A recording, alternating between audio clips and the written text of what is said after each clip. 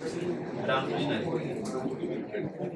आत्मरूप गणेश केलिया स्मरण जवळ सकळ विद्यांचे आदी करण तेची बंधू श्री चरण श्री गुरूंचे सर्व विद्याचे आश्रयस्थान आत्मरूप गणेशाचे स्मरण ते श्री गुरूंचे चरण होय.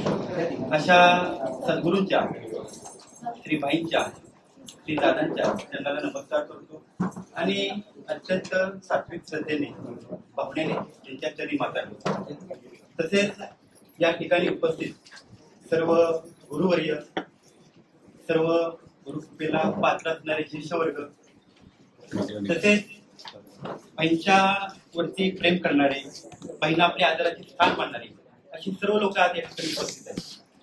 खरं तर बाईंवरती प्रेम करणारी माणसे भेटली की आम्हाला आनंदच होतो. तर आम्हाला म्हणतात ना, माझ्या जातीचा मदभेटो कोणी आवडीचा धनी दुर्भाव्या. आज या सर्वांच्या चरणी मी नतमस्तक होतो आणि सर्वांना गुरुपौर्णिमेच्या शुभेच्छा देतो. आज गुरुपौर्णिमा आहे. आपल्या सर्वांना माहिती की सर्वात गुरुला श्रेष्ठ स्थान आहे. गुरु हा मोठा मानला जातो, पण मी त्याच्या अगोदर गुरुच्या शिष्याविषयी बोलणार आणि माझ्यासाठी सर्वात मोठं शिष्यत्व पत्करलेली व्यक्ती म्हणजे माऊली. ज्ञानियंता राजा गुरु महाराव म्हणती ज्ञानदेव तुम्हा ऐकले. ज्ञानियंता राजा महागुरुराव पण स्वतःला निवृत्तीदास समजणारे म्हणून निवृत्ती परमानुभव नेमा शांतीपूर्ण क्षमा ज्ञानदेव स्वस्वरूपाचं ज्ञान असलेली माऊली, भगवंताचे स्वरूप असलेली माऊली. त्यावेळेला असा पुतळा प्रगटाला पुतळा खरोखर माऊली पहा. माऊलींच्या प्रत्येक शब्दामध्ये ममत्व आहे, माऊलींच्या प्रत्येक शब्दामध्ये गुरुत्व आहे. पण त्यासाठी तुम्हाला अगोदर ज्ञानेश्वरी वाचली पाहिजे. ज्ञानेश्वरी माऊलींची भावार्थ दीपिका, ज्ञानेश्वरी माऊलींची साम्राज्य दीपिका, ज्ञानेश्वरी माऊलींचा धर्मग्रंथ. माऊलींच्या प्रत्येक शब्दामध्ये ममत्व आहे. स्वतः माऊली बोलतात ना, मनाचा मारा न करिता इंद्रिया दुःख न देता तिथे मोक्ष असे ऐका श्रवणाची मागणी. खरोखर माऊलींच्या ज्ञानेश्वरीमध्ये हे अमृत आहे, ज्ञान अमृत आहे. आणि ज्ञानेश्वरीचं फक्त जरी हे तुम्ही उभी जरी ऐकल्या तरी आपल्या मनावरती आत्मचेतनाला फार सुंदर वाटतं, एक आत्मबोध प्राप्त होतो. आणि ज्ञानेश्वरीमध्ये स्वतः माऊली बोलतात ना की याच्यातून ऐकता मोक्ष आहे. म्हणजे तुम्हाला तप कर्म करायची काही गरज नाही अशी ज्ञानेश्वरी. स्वतः जनाबाईंनी फार सुंदर गायलेले आहे. वाचावी ज्ञानेश्वरी डोळा पाहावी पंढरी ज्ञान होई अज्ञानासी ऐसा वरत्या टिकेसी. ज्ञान होई मुडा मूर्ख त्याती दगडा वाचेल तो ज्ञानेश्वरी जनी त्याची लोटांगणी. जनाबाई ज्ञानेश्वरी वाचत ऐकायला लोटांगण गणित करतात. त्यांच्या अनुभवाचे बोले ते सांगतात की ज्ञानेश्वरी वाचली पाहिजे, पांडुरंगाचं दर्शन घेतलं पाहिजे. त्यांना कितीही मूर्ख असेल दगड असेल ना त्याला आत्मबोध प्राप्त होतो अशी ज्ञानेश्वरी. आज या ठिकाणी माऊलींच्या शब्दातून किंवा जनाबाईच्या ओळीतून तुम्हाला थोडी प्रेरणा किंवा एक विनंती करायची होती की ज्ञानेश्वरी वाचनाची, पांडुरंगाचं दर्शन घेण्याची. कारण या अध्यात्म असते ना, त्या अध्यात्मातून भक्ती दाखवतात. ज्याच्याकडे भक्ती आहे, ज्याच्याकडे श्रद्धा आहे ती व्यक्ती गुरुकृपेत पात्र होते. समर्थांनी फार सुंदर सांगितलेले, भक्तीची न योगे देव निश्चय पावती मानव. ही भक्ती पाहिजे आणि ती भक्ती श्रद्धा असेल तो व्यक्ती गुरुकृपेत पात्र होतो. आणि लक्षात ठेवा की ज्ञानेश्वरी वाचणे फार महत्वाचे आहे. ज्ञानेश्वरी माणसाला शिकवते, ज्ञानेश्वरी माणसाला घडवते. आज आपण गुरुच्या शिष्याविषयी बोलत आहोत. निवृत्ती महाराजांचे शिष्य माऊली, त्या माऊलीच्या आचरणातून आपल्याला शिष्याचे अनेक धर्म समजतात. बघा, आदर, विनम्रता, गुरुकडून योग्य मार्गदर्शन घेणे, त्यांच्याकडे श्रद्धेने पाहणे, सतत शिकण्याची आत्मसुधारण्याची इच्छा, सदाचार, नैतिकता, धर्माचे पालन, सदैव सत्य बोलणे, प्रामाणिक राहणे, धैर्य, सहनशक्ती हे सर्व शिष्याचे धर्म आहेत. आणि ज्यावेळेला शिष्याच्या धर्माचं पालन होतं ना तेव्हा चांगलं सत्कर्म घडतं. आणि लक्षात ठेवा, शिष्याच्या धर्माबरोबर शिष्याचे प्रकार सुद्धा आहेत. निकामी शिष्य, गृहस्थ शिष्य, कर्म संन्यासी शिष्य, साधक शिष्य आणि संन्यासी शिष्य. आता ह्याच्यामध्ये जो निकामी शिष्य त्याच्यामध्ये सेवा नसते, समर्पण नसते, साधना नसते, म्हणजे अक्कलपोटी तिकडे गोळ खोबरं तिकडे ताण बने असे शिष्य असतात. पण काही गृहस्थ शिष्य असतात, त्यांची गुरुवर नितांत श्रद्धा असते. गुरुला आपल्या घरातील एक कर्तव्य म्हणजे कर्तापुरुष समजतात आणि त्याच्याप्रमाणे त्याच्याशी बोलून त्याच्याशी जे काही ते गुरु सांगतील त्याच्याप्रमाणे ते आचरण करतात. असे गृहस्थ शिष्य असतात. तिसरे असतात ते कर्मसन्यासी शिष्य, म्हणजे गृहस्थ धर्माच्या पालनाबरोबर थोडं अध्यात्माची सुद्धा ते साधना करतात. म्हणजे गुरु सांगतील त्याप्रमाणे ते अध्यात्माची साधना आणि आपल्या कर्तव्याचं पालन असे करणारे असतात ते साधक असतात कर्मसन्यासी शिष्य. तिसरे असतात साधक शिष्य. ते काय म्हणजे असतात की गुरु सांगतील ती प्रदिशा. म्हणजे शबरीला तिच्या गुरुनी सांगितलं होतं की तुझ्या घरी राम येतील, कधी येतील, केव्हा येतील, कसे येतील काहीच कल्पना दिली नव्हती. पण तरी सुद्धा ती रोज सकाळी उठायची, घर लोटायची, अंगणामध्ये फुले पसरायची, का तर माझ्या घरी राम येतील. हे काय? हा साधक शिष्य. गुरूंनी जो काही निर्देश दिला त्याचं पालन करणे श्रद्धेने आणि पाहुणे. दुसरा संन्यासी शिष्य, म्हणजे पूर्णपणे गुरुला समर्पित होणं कार्य करणे. हा आहे संन्यासी शिष्य. म्हणजे असे शिष्याचे प्रकार किंवा शिष्याचे धर्म यातून कळतं की शिष्य किती महत्वाचा आहे. एक वेळ गुरु मिळणं कठीण सोपं आहे, पण शिष्य मिळणं कठीण आहे. तुकाराम महाराज म्हणतात ना, गुरुवाला वेशी पशी शिष्य पळतो की करी, तसा शिष्य नसावा, साधक शिष्य असावा. पण काही जण म्हणतात की तुझं तुझ्या जीवनाचा शिल्पकार. हे खरं आहे. नामदेव महाराजांनी अतिशय सुंदर सांगितले, तुझा तूची गुरु, तुझा तूची शिष्य, तुझा तूची उपदेश हे नामा.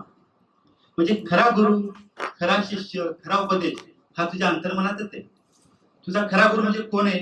नामदेव महाराज सांगतात की परमात्मा, म्हणजे अंतर्मनात जो परमात्मा आहे, विवेक आहे, आत्मचैतन्य हा तुझा खरा गुरु आहे. खरा शिष्य कोण आहे?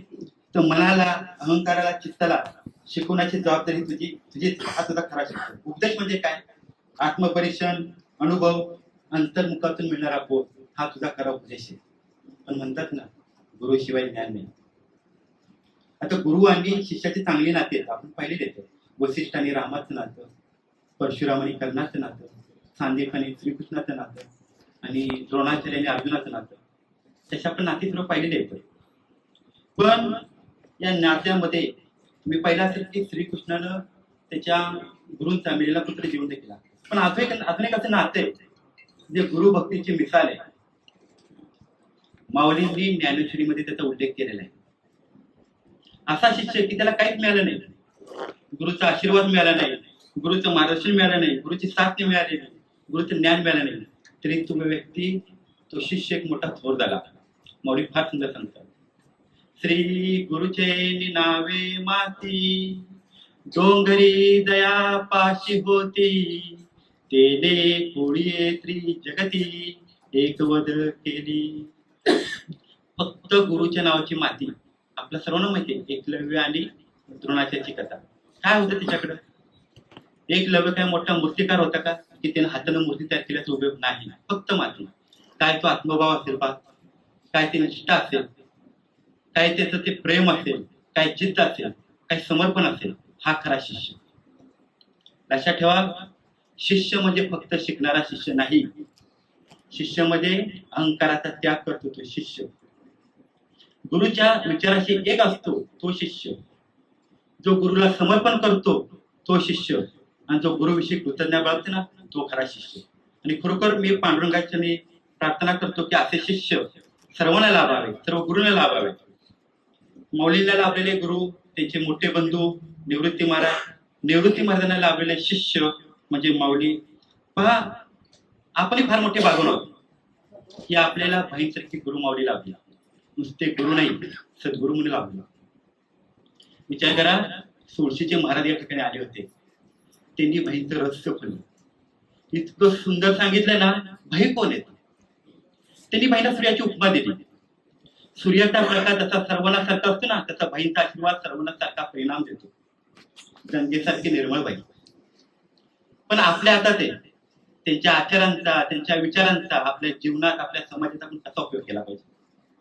माऊलींचं फार एक सुंदर वाक्य, ते गंगेचे एक पाणी नेले अनानी वाणी, एक मळी एक वाणी शुद्धत्व द्यायचे. गंगेचे पाणी शुद्ध आहे हो, पण ते निरनिराळ्या मार्गाने गेला असता एका मार्गाने अमंगलता प्राप्त करून देते आणि दुसऱ्या मार्गाने पवित्रता निर्माण करून देते. शेवटी आपल्याच हातात आहे की आपण कोणती वाट निवडली पाहिजे आणि कोणासोबत राहिलं पाहिजे. अशा योगी बाईंच्या चरणी मी खरोखर नतमस्तक होतो. माऊलींनी फार एक सुंदर सांगितलेले आहे. माऊली सांगतात की विश्व प्रगती तया गपस्ती हाते विने नक्की जे असते का चुळत की आपाप्रती अर्जुन दिचे.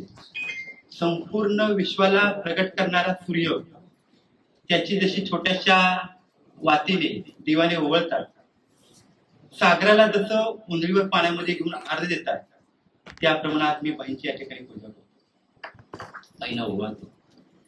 असे बाई खरोखर लाभले, खरोखर आमचं भाग्य आहे आमच्या या ठिकाणी. तसेच आज या ठिकाणी मी काही व्यक्तींचं पुण्यस्मरण करणार आहे. त्याच्यामध्ये पहिली व्यक्ती आहे ते बाईंचे आध्यात्मिक गुरु वैकुंठवासी अबोब बाबा महाराज सातारकर, ज्यांच्यामुळे आमच्या कुळाला, आमच्या घराला 4 पिढ्यांची वारकरी लाभली, वारकरी परंपरा लाभली. आज त्यांचंच त्या ठिकाणी मी पुण्यस्मरण करतो. माऊली म्हणतात गुरुमाता, गुरुपिता, गुरु आमची इष्ट देवता. भाई आपले गुरु आहेत, भाई आपले माता आहेत, भाई आपले पिता आहेत, भाई आपले देव आहेत. पण भाईंचे सुद्धा पहिले गुरु त्यांची आई वडील आहेत, त्यांचे मोठे बंधू दादा आहेत. आज त्यांच्या वडिलांचे मी ठिकाणी पुण्यस्मरण करतो. वैकुंठवासी हरिभक्त आमचे बापूसाहेब वांगडे यांचे पुण्यस्मरण करतो, ज्यांनी आम्हाला हाताला धरून कीर्तनाला घेऊन जात असत. आज त्यांचे शुभाशीर्वाद आमच्या कुटुंबावरती आहेत, अजूनही त्यांची कृपादृष्टी आमच्या कुटुंबावरती. आज त्यांचं पुण्यस्मरण. हल्लीच देवाघरी गेलेली आमची आई गिरजाई वांगडे, तिचे या ठिकाणी पुण्यस्मरण करतो की तिने आळंदीमध्ये एका पायावरती बरोबर नवस केला की मला मुलगा होऊ दे, त्याला मी तुझं नाव ठेवी. ती आमची आई, ती आमची गुरुमाता. आज तिथे या ठिकाणी पुण्यस्मरण करतो. हृदयातून जिच्या आवाज यायचा, त्या ममत्वेने, त्या लेकराळपणे ती हाक मारायची, भाई दादा. आणि भाई दादा सुद्धा त्याच प्रेमाने, त्याच लेकराळपणे, त्याच ओढीने साथ घालायची. आई. आज तो शब्द जरी हरवले असले तरी ते ममत्व, ते प्रेम आधी या ठिकाणी आहे.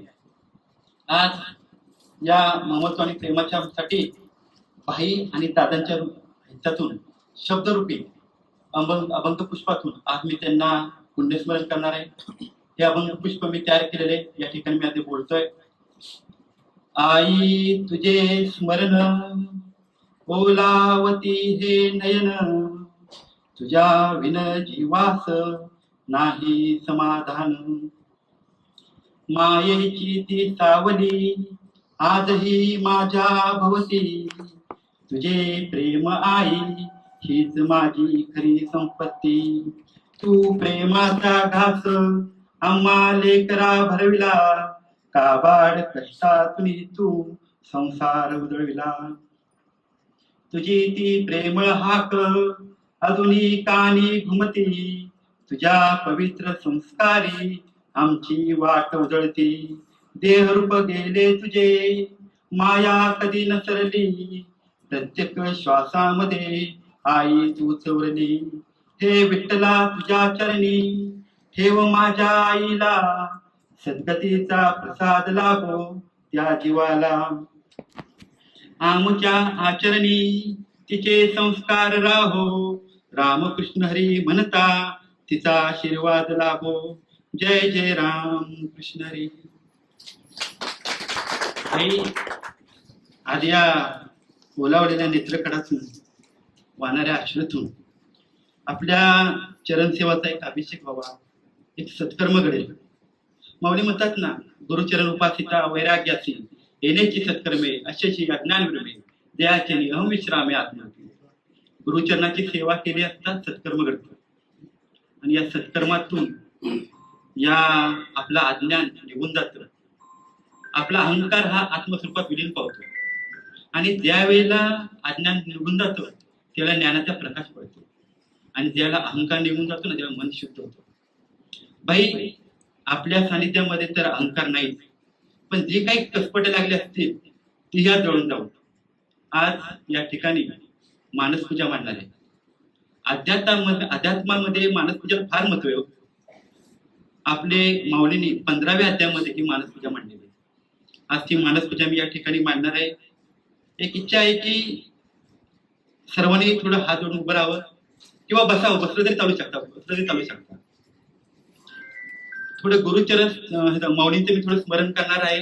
नंतर मी ही अध्यात्माची जी पूजा आहे त्याचा मी फक्त शब्दार्थ काही सांगत नाही वेळेअभावी. फक्त माऊलींच्या अभंगामध्ये ही मी पूजा या ठिकाणी मांडणार आहे. रामकृष्ण हरी म्हटल्यानंतर ती पूजेला सुरुवात होईल. ओम नमो जी आद्या वेद प्रतिपाद्या जय जय ससंवेद्या आत्मरूपा देवा तुची गणेशु सकलमती प्रकाशु मने निवृत्ती दासु अवतारी जोजी. अकारते चरण युगल उकारते उदर विशाल मकारते महामंडल मस्तकाकारे. हे तिनी एक वटले ते शब्द ब्रह्म कवळले. मिया गुरु कृपेने नमिले आदि बीजम. जय जय राम कृष्ण हरी. आता हृदय हे आपुले चौफाळून या भले.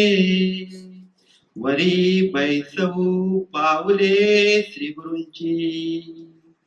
ऐक्य भावाची अंजुळी सेवेंद्रिये कुडमुळी. भरूनी पुष्पांजली अर्धू देवो. अनन्नदके धुवट वासना देत निष्ठ. ते लागले से अबोट चंदनाचे. प्रेमाचे निभांगारे निर्वाळुनी नुपरे. लेवू सुकुमारे पदेते. घनावली आवडी अव्यभिचारे चोकडी. तया घालू जोडी अंगोळ्या. आनंदामोद भळ जैसे सात्विकांचे मुकळ. ते उमललेले अष्टदळ ठेवू वरी. तेत अहम हा धूप जाळू नाहते जे ओवाळू. सामरस्य पोटाळू निरंतर. माझी तनु आणि प्राण या लेवू श्री गुरुचरण. करू भोग मोक्ष लिंबोलन पायातया. या श्री गुरुचरण सेवा हो पात्र तया दैवा. जे सकाळात मिळावा पाटू बांधे. जय जय राम कृष्ण हरी. उपस्थित सर्वांच्या चरणी एकदा नमस्कार करतो आणि या ठिकाणी